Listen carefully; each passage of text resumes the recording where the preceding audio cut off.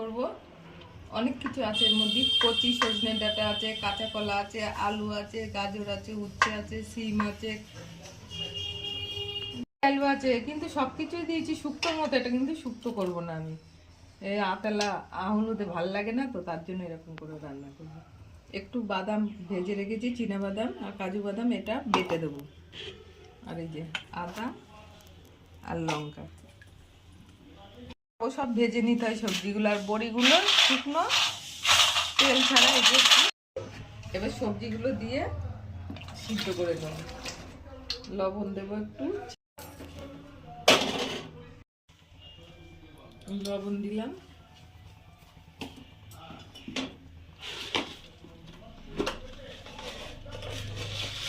একটু চিনি দিলাম। এবার একটু ঢাকা দিয়ে দেবো, ফুটবে। তারপরে এই যে বাদাম আর ওই আদা একটু লঙ্কা রেখেছি, এটা বেটে দিয়ে সিদ্ধ হয়ে গেছে। এবার বড়িগুলো দেবো, দিয়ে আরও সিদ্ধ দেবো। বাদাম, চিনে বাদাম, লঙ্কা আর আদা পেস্ট, এটা দিয়ে দিলাম।